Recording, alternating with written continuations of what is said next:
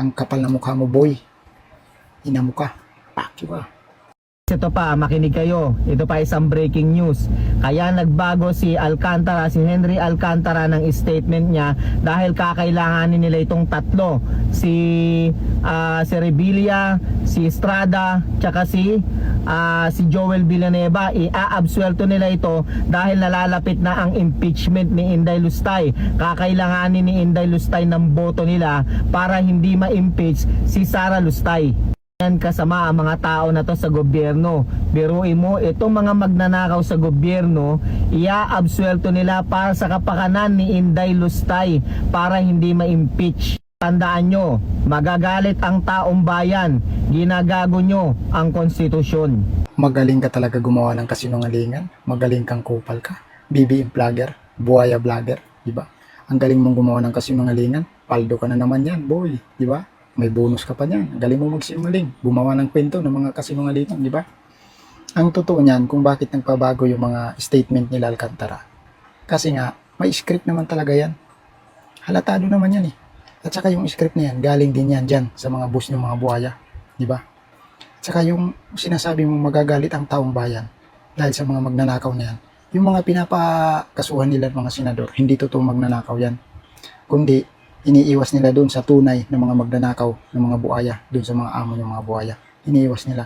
At saka yung mga kinakasuhan nila mga senador, halatado naman eh. Kasi kakampi ni BP Sara yun. Kasi kaya nila gustong porsigihin yun na makulong.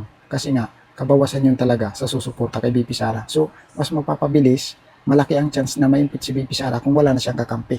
Di ba? Noon pa yan eh. Sila Marcolita, tinanggal, hanggang dumating yung eleksyon, nanalo si Marcolita, kaya nandyan na naman, tumatayo. Nagtatanggol kila BP Sara.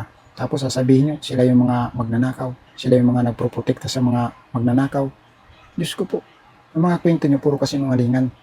Sasabihin nyo, mga galit ang taong bayan, ginagago ang konstitusyon.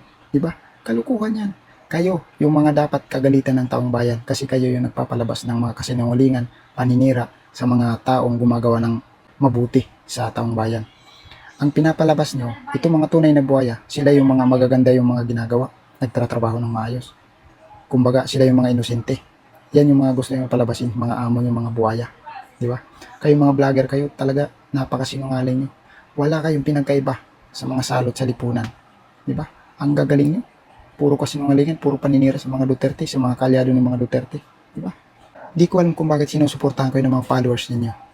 Puro kasinungalingan. Sa bagay, siguro, binibiyayaan mo rin siguro yung mga followers mo para suportahan ka. Kasi, sa totoo lang, halatado, puro kasinungalingan eh. Iisang script nyo eh. Mga BBM vlogger. Mga vlogger kayo ng buhaya. Iisang script nyo eh. Puro kasinungalingan. Diba? Puro paninira sa mga Duterte, sa kampo ng mga Duterte. Yan yung katotohanan. Ang kapal na mukha mo, boy. Ina mo ka. Paki ba?